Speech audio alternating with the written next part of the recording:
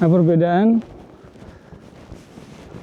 selisih waktu sholat subuh antara 1 Ramadan dengan 30 Ramadan antara di Indonesia dan di Jerman itu juga berbeda, selisihnya cukup jauh ya.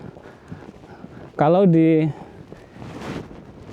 konversi dari derajat ke waktu sholat subuh, pertama konversinya dulu. Jadi kalau 20 derajat itu jam berapa? Kalau 18 derajat jam berapa? Dan kalau 12 derajat jam berapa gitu. Dan selisihnya berapa antara dari 20 derajat ke 12 derajat.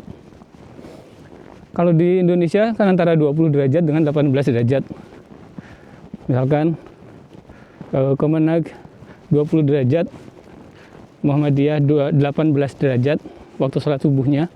Itu selisihnya sekitar 4-5 menitan ya.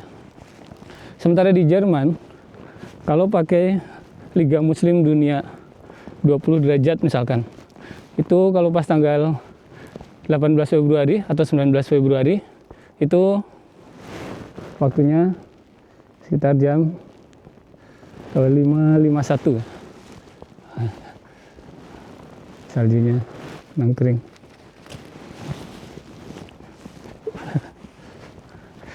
Jam 5.51. Nah, kalau 18 derajat itu jam 6:02 atau jam 6:03. Jadi selisih sekitar 11 menit. Jadi kalau pakai Liga Muslim Dunia 20 derajat itu 5.51. Kalau pakai 18 derajat Diyanet Turki itu 11 menit selanjutnya jam 6 lebih 2 atau lebih 3. Nah, kalau 12 derajat yang pakai standarnya Prancis itu jam 6.3 berapa? Jam 6.30 sekian. Jadi selisihnya 40 menitan antara pakai yang 20 derajat atau yang 12 derajat. Nah, kalau sholat subuh yang 12 derajat itu lebih aman. Jadi sholat subuh jam 6 itu berarti sudah kemungkinan besar sudah masuk waktu sholat subuh. Tapi kalau pakai yang standar 20 derajat yang lebih awal, itu berarti menurut yang 18 derajat yaitu belum masuk waktu sholat subuh menurut yang 18 derajat. Nah, sebaliknya kalau untuk puasa itu justru kalau yang 18 derajat atau 12 derajat itu dia bisa makan sahur sampai lebih akhir. Jadi misalkan tadi yang Prancis 12 derajat tanggal 18 Februari itu jam 6.30-an. Berarti jam 6:15 itu menurut standar 12 derajat itu belum masuk waktu subuh. Jadi masih bisa makan. Nah, tapi kalau yang 20 derajat itu lebih awal 5.51. Itu perbedaan selisih dari 20 derajat ke 12 derajat. Tapi mereka semua kan lembaga Islam tingkat dunia.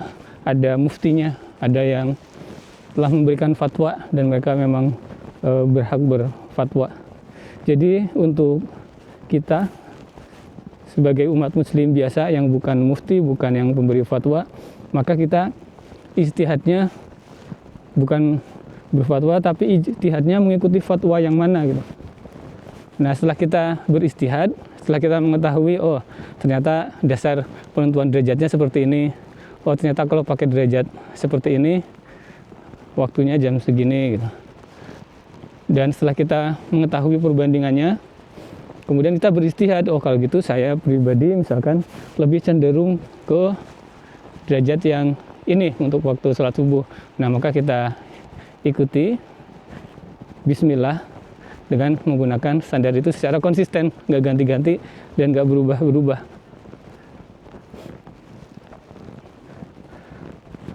Kalau ingin mengambil yang lebih aman, ya silakan beristihad juga, bisa juga ya. Boleh juga. Halo.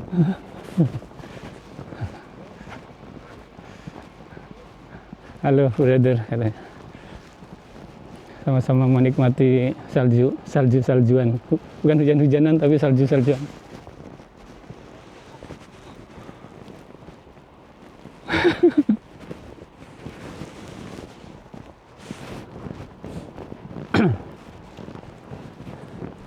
Ini selokan sampingnya beku nih.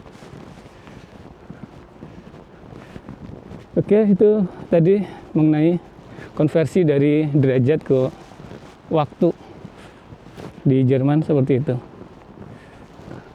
Terima kasih, ketemu lagi. Selanjutnya, ini selisih antara 1 Ramadan dan 30 Ramadan. 1 Ramadan kan kalau di Indonesia antara 1 Ramadan dengan 30 Ramadan selisihnya nggak jauh.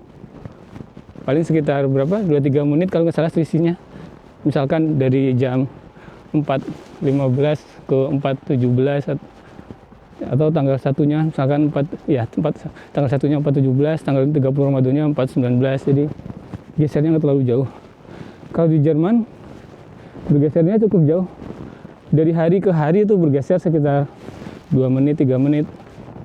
Jadi dari 1 Ramadan ke 30 Ramadan itu gesernya bisa 60 menit lebih gesernya. Jadi setiap hari kita perlu mengupdate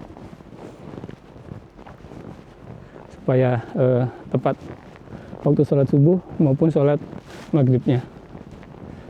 Nah, selanjutnya penentuan tanggal 1 Ramadan antara di Indonesia, di Jerman, berbagai lembaga di dunia berhubungan dengan hisab dan ruqyat.